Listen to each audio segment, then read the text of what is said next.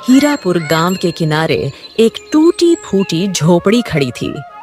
उसी झोपड़ी में रहती थी कमला, एक विधवा औरत जिसके माथे पर समी से पहले ही झुर्रियां उभर आई थीं। उसी झोपड़ी में उसके साथ उसका 7 साल का बेटा और बूढ़ी सास रहते थे। उस झोपड़ी में चूल्हा कई दिनों से ठंडा पड़ा था। न धान का दाना था, न आटे की एक मुट्ठी राशन, बस एक खाली मटका जिसमें कई दिनों से पानी तक सही से नहीं भरा गया था। अम्मा कब खाना दोगी? पेट में बहुत दर्द हो रहा है, भूख नहीं सहा जाता। दूसरों के बच्चे तो दाल रोटी खाते हैं, मैं ही हर रोज खाली पेट सोता हूँ। हे लाल, मेरे जिगर के टुकड़े, माँ का दिल तुझे भूखा जलता है। तेरी आंखों के आंसू मुझे काटते हैं। सुन बेटा, तेरी माँ कमजोर नहीं, तू हिम्मत रख बेटा। आज अगर भूखा सोना पड़ा तो क्या, कल तेरा पेट जरूर भरूंगी। बस आज सब्र कर ले। तभी झोपड़ी के कोने में बिस्तर पर कमला की बूढ़ी सास खांसते हुए बोली, कब तक यूं ही आंसू बहाएगी? घर में न अनाज है न लकड़ी, तेरे सिर पर पति का साया भी नहीं रहा। मैं बूढ़ी और बेबस हूँ, मेरी सांसें भी बस गिनते की रह गई है। सोच, अब तू अकेली औरत कब तक सब कुछ संभालेगी? माँ जी, लोग क्या कहते हैं इससे फर्क नहीं पड़ता।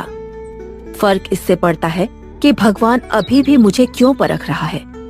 विधवा हूँ तो क्या मेहनत करना तो जानती हूँ। अगर चाहूँ तो हाथ फैला दूं, कोई ना कोई दाना दे देगा। मगर क्या मैं अपने बेटे को भीख का कौर खिलाऊंगी? नहीं, जब तक जान है तब तक मेहनत करूंगी। दूसरे दिन सुबह को गांव के चौपाल पर पीपल के नीचे बैठे कुछ गांव वाले आपस में बात कर रहे थे। अरे सुना तुमने? कल रात कमला का बच्चा भूख से बेहोश हो गया और बेचारी झोपड़ी में आंसू बहाती रही। विधवा की जिंदगी ही ऐसी होती है, पेट खाली और माथा सूना। सही कह रहे हो। इस औरत की हालत देखकर तो लगता है जल्दी ही हाथ फैलाएगी। चाहे जितनी भी अकड़ दिखाए, पेट की भूख सबको झुका देती है। पर एक बात माननी पड़ेगी, इतनी मुसीबत में भी किसी के आगे झुकी नहीं। लकड़ी काट के लाती है, तालाब से पानी भरती है, बच्चों को भूखा सुला देती है, पर भीख नहीं मांगती। हिम्मत तो है इस औरत में। इतने में कमला वहां से गुजर रही थी। सबकी बातें उसके कानों तक पहुंची। दिल छलनी हो गया, मगर वो रुकी और चौपाल की भीड़ की तरफ देखकर बोल पड़ी, हाँ, सुना मैंने सब। तुम सब कहते हो कमला भूख से टूटी हुई है, कमला हाथ फैलाएगी। पर सुन लो, जब तक मेरी सांसें हैं मैं किसी से भीख नहीं मांगूंगी। अगर भगवान ने मुझे अकेला छोड़ा है तो वही मेरा सहारा बनेगा। तुम लोग हंसो, ताने मारो, मगर याद रखना, जिस दिन मेरी झोपड़ी में दिया जलेगा उस दिन तुम्हें जवाब मिलेगा। भीड़ खामोश हो गई। कुछ को शर्म आई, कुछ के दिल में चुपचाप जलन उठी। कमला घर लौटी। उसका बेटा आंगन में बैठा मिट्टी से खेल रहा था।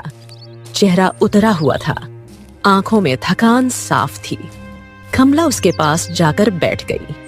अम्मा, क्या मैं कभी भी भरपेट खाना खा पाऊंगा? दूसरों के बच्चे गुड़ और रोटी खाते हैं, मेरे हिस्से में सिर्फ आंसू क्यों है? क्या भगवान ने हमें भुला दिया है? कमला की आंखें झलक पड़ी। उसने दृढ़ स्वर में अपने आप से कहा, आज चाहे जान निकल जाए लेकिन खाली हाथ घर नहीं लौटूंगी। जंगल जाऊंगी, लकड़ी काट लाऊंगी, शायद वहीं से कोई सहारा मिल जाए। वो बांस की टोकरी और कुल्हाड़ी उठाकर निकल पड़ी। रास्ता लंबा था, धूप तपी हुई थी, मगर उसकी आंखों में हिम्मत की चमक थी। कमला जंगल का लंबा रास्ता तय करके जंगल के बीच पहुंची और एक पेड़ के नीचे बैठ गई।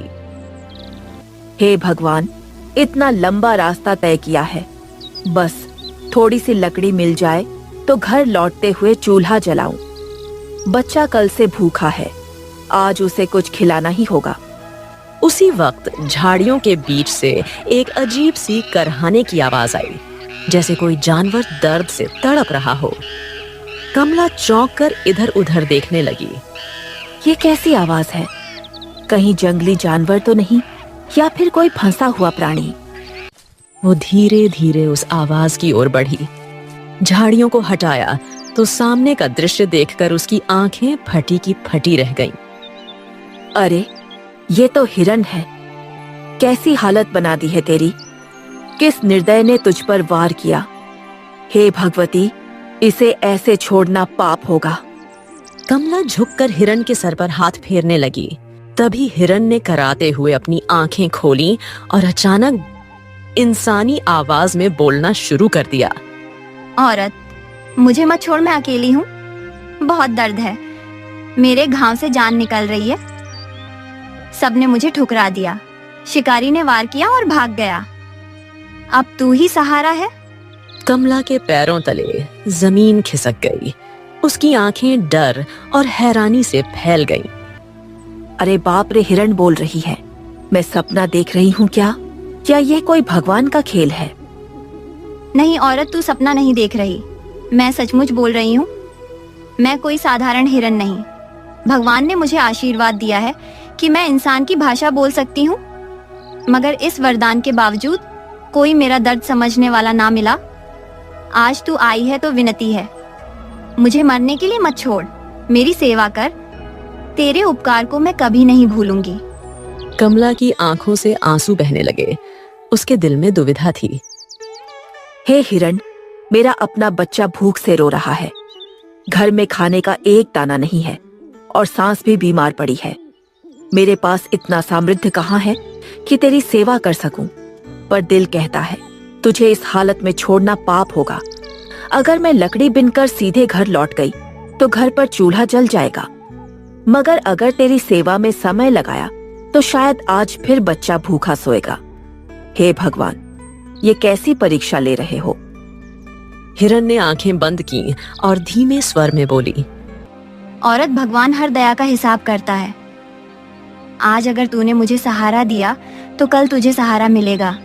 मुझे एक घूंट पानी पिला दे और थोड़ी पत्तियां खिला दे, मैं तेरा एहसान मानूंगी। कमला ने गहरी सांस ली और उसने नदी के पास से पानी भरकर हिरन के पास रखा और पास से ही थोड़ी हरी पत्तियां तोड़ लाई और हिरन के मुंह के पास रखी। हिरन ने धीरे धीरे पानी पिया, कमजोर दांतों से पत्तियां चबानी शुरू की। हे हिरन, तेरे पवित्र मुंह से पत्ते खाते तुझे देखकर मेरा मन तृप्त हो गया। मेरे घर में चाहे रोटी ना हो, पर तुझे भूखा नहीं रहने दूंगी। इंसान हूं तो इंसानियत निभाऊंगी। चाहे मेरा बच्चा आज फिर भूखा सोए, पर तेरी सेवा अधूरी नहीं छोड़ूंगी। शायद यही भगवान की मर्जी है। हिरन ने अपनी बड़ी बड़ी आंखों से कमला की ओर देखा। उनमें आभार और ममता झलक रही थी। आज तूने मुझे पानी और खाना दिया, यह तेरी दया है। याद रखना, तेरी मेहनत और तेरी करुणा कभी व्यर्थ नहीं जाएगी। भगवान तुझ पर कृपा करेंगे। कमला ने हिरन के घाव पर कपड़ा बांध दिया। फिर उसने अपनी चुन्नी फाड़कर पट्टी बनाई और पैर पर कस दी। हिरन, अब तू चिंता मत कर, तू मेरे साथ चल। जितना भी हो सकेगा तेरे लिए करूंगी। चाहे अपने हिस्से की रोटी बांटनी पड़े तो वह भी दूंगी। तू अब अकेली नहीं है। शाम होने लगी थी, सूरज ढल रहा था। कमला ने सर पर टोकरी रखी, कुल्हाड़ी उठाई और हिरन के साथ झोपड़ी की ओर लौट चली। उसके दिल में अब भूख और बेबसी का बोझ तो था, मगर साथ ही एक नई सेवा और उम्मीद की भावना थी। घर लौटते ही उसने हिरन को झोपड़ी के पीछे की ओर बैठा दिया।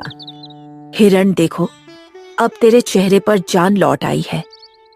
पहले तो लग रहा था जैसे सांसें कभी भी थम जाएगी, पर अब तुझ में चमक दिख रही है।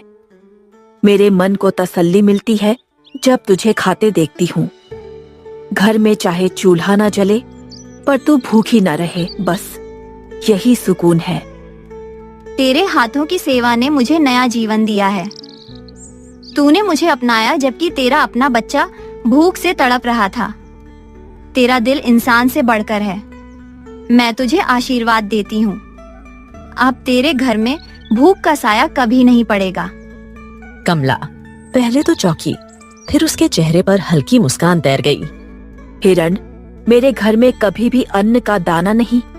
मेरे बच्चे की आंखों में आंसू है। अगर सचमुच तुझ में वरदान की ताकत है तो मेरे घर का चूल्हा जला दे, मेरे बेटे को रोटी दे दे। मेरी बूढ़ी सास की सांस अब थम गई है। उन्हें चैन से मरने से पहले भरपेट खाना मिल जाए, बस यही मेरी दुआ है। हिरण ने अपनी आंखें बंद की और धीमे स्वर में बोली, कमला, आज से तेरी झोपड़ी में कभी अनाज की कमी नहीं होगी। तेरे अनाज के घड़े भरे रहेंगे और तेरे चूल्हे की आग हमेशा जलती रहेगी। मगर याद रख, यह सब मेरी शक्ति से होगा और यह शक्ति तभी तक रहेगी जब तक तेरे मन में दया है और सेवा होगी। जैसे ही तेरे या दूसरे के मन में लालच आया, वरदान चला जाएगा। मेरा वरदान सेवा से ही प्राप्त होता है, लालच से नहीं। कमला ने हाथ जोड़कर हिरण को प्रणाम किया और बोली, हिरण, मैं वचन देती हूँ, मैं तेरे वरदान को संभाल कर रखूंगी। मेरे लिए सबसे बड़ा धन मेरा बेटा है, उसका पेट भरना है। लालच का तो मैंने नाम तक नहीं लिया। मैं बस मेहनत करूंगी और तेरा आशीर्वाद मानकर जीवन जीऊंगी। रात को कमला झोपड़ी में लौटी और जैसे ही उसने दरवाजा, उसकी आंखें फटी की फटी रह गईं। झोपड़ी के कोने में अनाज के बोरे रखे थे। चूल्हे पर बिना जलाए आग सुलग रही थी और मिट्टी के बर्तनों में दूध रखा हुआ था। अरे ये कैसा चमत्कार है! मेरे घर में तो खाली मटका था, अब दूध से भरा पड़ा है और ये अनाज के बोरे लगता है। ये सब हिरण का आशीर्वाद है। इतने में बच्चा नींद से जागा। उसकी आंखों में चमक आ गई। अम्मा, अम्मा, ये देखो दाना और दूध। क्या आज सचमुच रोटी मिलेगी? क्या अब मैं भूखा नहीं रहूंगा? हाँ बेटा, आज तेरे हिस्से की भूख खत्म हुई। देख, भगवान ने हमारी सुन ली। अब तेरा पेट खाली नहीं रहेगा। माँ की कसमें छूटी नहीं होती। मैं कहती थी ना, भगवान देर करता है, अंधेर नहीं। बूढ़ी सास भी उठ बैठी। उनकी आंख से आंसू बह निकले। बेटी, आज मेरा दिल गदगद हो गया। मरने से पहले भरपेट रोटी खा लूंगी। तेरा पुण्य है जो यह चमत्कार हुआ। उस रात कमला के चूल्हे पर महीनों बाद रोटी और दाल बनी। बच्चे ने भरपेट खाना खाया। बूढ़ी सास ने संतोष की सांस ली और कमला ने आसमान की ओर देखकर हाथ जोड़ लिए।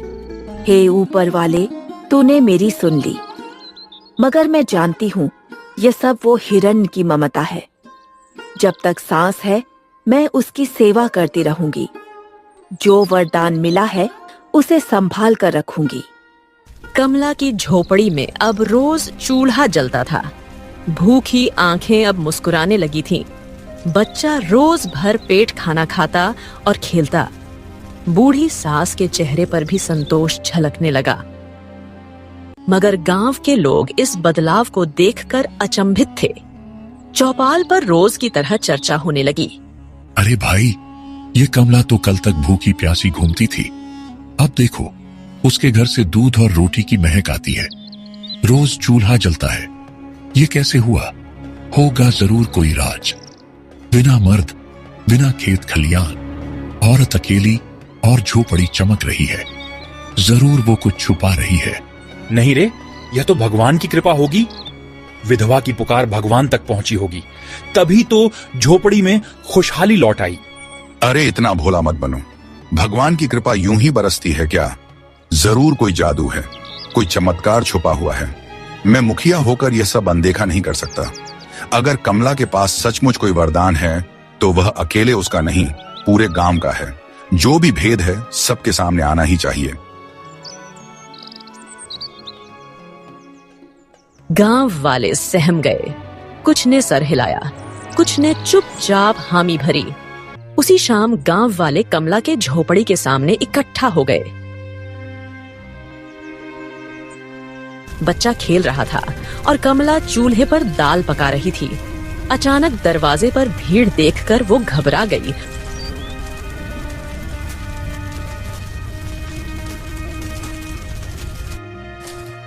और दरवाजे पर आकर चौंकते हुए कहा, अरे आप सब यहाँ कुछ काम था क्या? काम तो है कमला। बताओ, कल तक तेरे घर में सूना चूल्हा था, अब रोज अनाज और दूध कहाँ से आने लगा? हाँ सच बोल, कहीं तूने जादू टोना तो नहीं किया या कोई खजाना छुपा रखा है? कमला के चेहरे पर डर और बेबसी साफ झलकने लगी। भाइयों बहनों, मैंने तुम सबसे झूठ नहीं बोला है। न मेरे पास खेत है, न सोने चांदी के खजाने। मैं वही गरीब कमला हूँ जिसकी झोपड़ी कल तक अंधेरी थी। अगर आज चूल्हा जल रहा है तो ये सब भगवान की दया है। भगवान ने मेरी प्रार्थना सुनी है, इसके सिवा कुछ नहीं है। भीड़ में कानफूसी शुरू हो गई। तभी मुखिया आगे आकर बोले, भगवान की दया हाँ कमला, हमें बेवकूफ मत बना। भगवान की दया सब पर होती है, फिर सिर्फ तुझ पर ही क्यों बरसी? सच बता, तेरे घर का रहस्य क्या है, वरना गांव का कानून तेरे खिलाफ जाएगा। मुखिया जी, मैं सच कह रही हूँ। मेरे पास छुपाने लायक कुछ नहीं। गरीब की झोपड़ी में कौन सा चमत्कार छुपा होगा? यह सब ऊपर वाले का कर्म है। मैं तो खुद हैरान हूँ। बच्चा दौड़कर माँ के पास आकर कहने लगा, अम्मा, ये लोग क्यों चिल्ला रहे हैं? क्या हमें फिर से भूखा कर देंगे? अम्मा, मैं फिर से भूखा नहीं रहना चाहता। कमला का दिल चीर गया। उसने बेटे को सीने से लगाकर आंसू रोकने की कोशिश की। देखो, यह मासूम बच्चा कल तक भूखा रोता था, आज भरपेट खाता है। क्या तुम्हें उसकी हंसी नहीं दिखती? अगर ये भगवान की दया से हुआ है तो तुम लोग क्यों शक कर रहे हो? गांव के कुछ लोग नरम पड़े, मगर मुखिया का चेहरा और सख्त हो गया। कमला, अगर सचमुच तुझे वरदान मिला है तो वह अकेले तेरा नहीं है, गांव का भी होगा। और सुना है जब से तेरे घर ये हिरण आई है तब से तेरी झोपड़ी हरी भरी हुई है। और अगर ऐसा है तो वह पूरे गांव की है, सिर्फ तेरी नहीं। और गांव का कानून यही कहता है। मुखिया जी, मैं आपकी इज्जत करती हूँ, मगर सुन लीजिए, उस हिरण की सेवा मैंने की है। जब वो लहूलुहान पड़ी थी तब किसी ने उसे पानी तक नहीं दिया। मैंने अपने भूखे बच्चे के हिस्से का समय काटकर उसे खिलाया। मैंने अपने आंचल से उसके घाव बांधे। मैंने उसकी घर सुनी और उसे जिंदा रखा। अगर आज उसने मुझे आशीर्वाद दिया है तो यह मेरी सेवा का फल है, कोई चोरी नहीं। भगवान की दी हुई चीज को गांव की चीज कहकर छीनना क्या इंसाफ है? कि भीड़ में कुछ लोग कमला की बात सुनकर सिर झुकाने लगे, मगर मुखिया अभी भी लालच से भरा था। हाँ, बड़ी बहादुर बन गई है तू कमला, सेवा की दुहाई देती है। मगर सच यह है कि तू लालची है। तूने हिरण को छुपा कर रखा ताकि वरदान अकेले तेरा घर भरे, गांव के और भी बच्चे भूखे रहें। इससे तुझे फर्क नहीं पड़ता। आज गांव फैसला करेगा कि हिरण सबकी है। कमला की आंखों से आंसू बह निकले। भाइयों, क्या तुम्हें लगता है मैं लालची हूँ? मैं तो वो औरत हूँ जो कल तक भूखी सोई। मेरे बच्चे ने आंसू बहाए, तब भी मैंने किसी के दरवाजे पर हाथ नहीं फैलाया। मैंने तो बस एक घायल प्राणी की सेवा की थी। अगर आज उसका आशीर्वाद मिला है तो क्या वो भी अपराध है?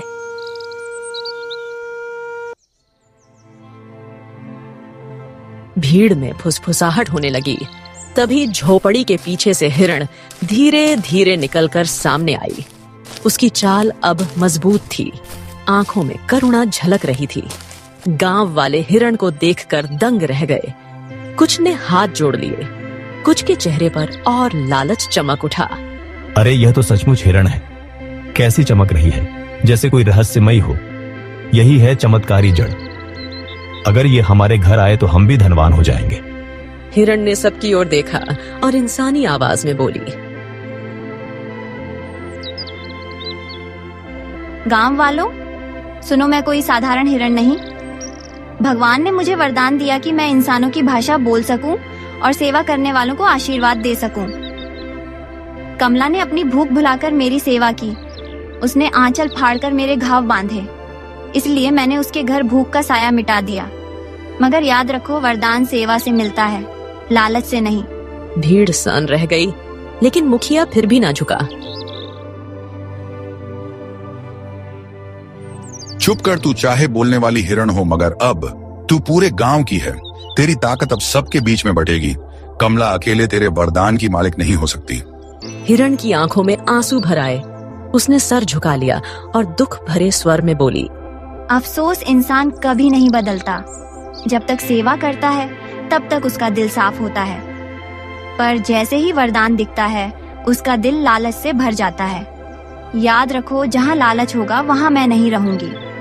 अगर तुम मुझे जबरदस्ती छीनना चाहते हो तो मैं यहाँ से चली जाऊंगी, और जब मैं जाऊंगी तो मेरे साथ वो वरदान भी चला जाएगा जो कमला को मिला है। गांव वाले अचानक घबरा गए। भीड़ में से कुछ लोग चिल्लाने लगे, नहीं नहीं हिरण माता, ऐसा मत कहो, उससे वरदान मत छीनो। हमसे भूल हो गई, लालच में अंधे हो गए, हमें माफ कर दो हिरण माता। मगर मुखिया अपनी जिद पर अड़ा रहा।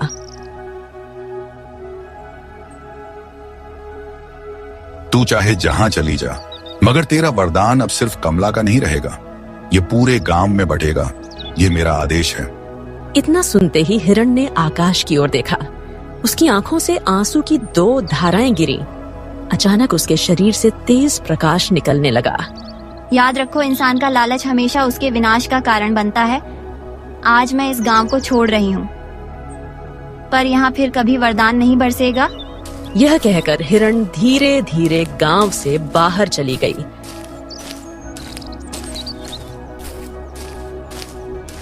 गांव वाले हाथ जोड़कर पीछे पीछे दौड़े, मगर हिरण जंगल की ओर गायब हो गई। कमला जमीन पर गिर पड़ी। उसकी आंखों से आंसू बहने लगे। बेटा उसके आंचल से चिपक कर रोने लगा।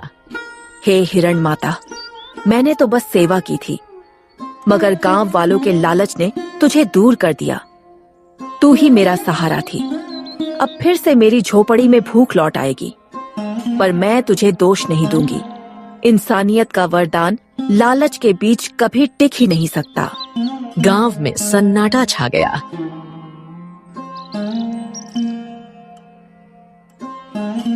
सबके चेहरे पर पछतावा था, मगर अब बहुत देर हो चुकी थी। हिरण जा चुकी थी और उसके साथ वरदान भी। कमला का बेटा उसके पास आकर रोता हुआ बोलता है, अम्मा, अब फिर से भूखा रहना पड़ेगा क्या? गौ माता क्यों चली गई? मैंने तो उन्हें कुछ नहीं कहा था। नहीं बेटा, तू रो मत। भूखा रहेगा तो माँ भी भूखी रहेगी, मगर हम हार नहीं मानेंगे। अब माँ फिर से मेहनत करेगी। तू देखना, तेरे लिए रोटी जुटाऊंगी, चाहे दिन रात जंगल से लकड़ी काटनी पड़े। गांव वाले धीरे धीरे पास आकर खड़े हो गए। सबके चेहरे पर शर्म थी। मुखिया सबसे आगे था, मगर उसकी अकड़ अब टूट चुकी थी। कमला बहन, हमने तेरे साथ बहुत अन्याय किया। तू सही कहती थी। तूने सेवा की थी, मगर हम लालच में अंधे हो गए। अगर हम तुझ पर भरोसा करते तो आज हिरण हमारे बीच होती। हाँ बहन, गलती हमारी है।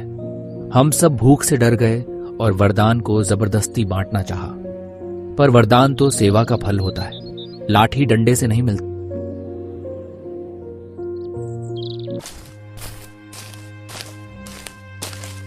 भीड़ में से गांव का बुजुर्ग आगे आया। उसके बाल सफेद थे, हाथ कांप रहे थे, मगर आवाज में गहराई थी।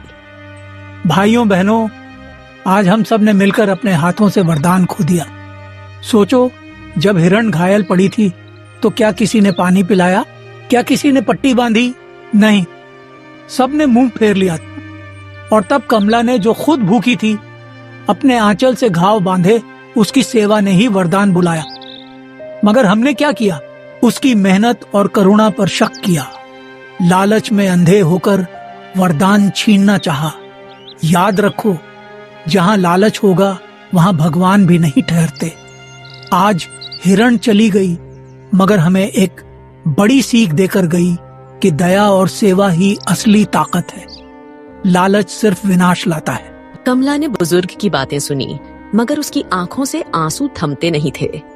काका, आपकी बातें सही है, मगर ये सच है कि अब मैं फिर से खाली झोपड़ी में लौटूंगी। मेरा बच्चा फिर भूखा सोएगा। गांव के लालच ने सिर्फ गौ माता को नहीं भगाया, मेरे बेटे की हंसी भी छीन ली। अब मैं किससे कहूँ, किससे लड़ूं? मेरा दिल टूटा है, पर मैं टूट कर बैठ नहीं सकती। माँ हूँ, मुझे जीना ही होगा। मुखिया अब और चुप न रह सका। वो आगे बढ़ा। उसकी आंखों में आंसू थे। कमला, आज मैं तेरे सामने अपराधी हूँ। तूने सेवा की थी और मैंने तुझ पर शक किया। मैं लालच में अंधा हो गया। मेरे लालच ने पूरे गांव का वरदान छीन लिया। मैं तेरे बेटे की आंखों में आंसू का जिम्मेदार हूँ। चाहे मेरी जान चली जाए, मैं यह पाप अपने दिल से नहीं धो पाऊंगा। मुझसे गलती हुई, बड़ी गलती। कमला ने सर झुका लिया। भीड़ में खामोशी छा गई।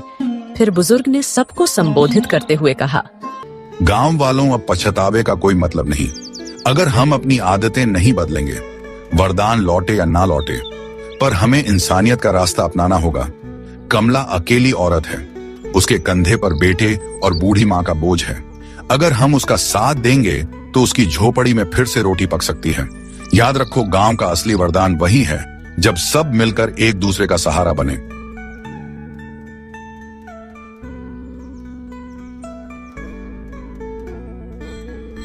अब शाम को गांव वाले अपने घर से कुछ न कुछ लेकर कमला के पास आए। कुछ ने लकड़ी दी, कुछ ने अनाज, कुछ औरतें घर से दूध और रोटी ले आईं। कमला बहन, अब तू अकेली नहीं है। गांव वाले तेरे साथ हैं। हम सब मिलकर तेरे चूल्हे को जलाएंगे। हिरण तो चली गई, मगर उनकी दी हुई सीख हम सब भूलेंगे नहीं। भाइयों बहनों, मैं तुमसे कोई मदद नहीं मांगती। मैं बस यही चाहती हूँ कि तुम लालच छोड़कर इंसानियत अपनाओ। अगर हर कोई दया करना सीखे तो कोई बच्चा भूखा नहीं सोएगा। मैंने हिरण से यही सीखा। वरदान सेवा से मिलता है और सेवा के बिना सब सुना है। मैं फिर से मेहनत करूंगी, फिर से जंगल जाऊंगी, मगर अब जानती हूँ कि अकेली नहीं हूँ। उस शाम कमला ने पहली बार झोपड़ी के बाहर दिया जलाया। उसके बेटे ने मासूम हंसी के साथ कहा, अम्मा देखो, गांव वाले हमारे साथ हैं। अब शायद गांव माता दूर होकर भी हमें देख रही होंगी। वो खुश होंगी कि अब गांव वाले बदल गए हैं।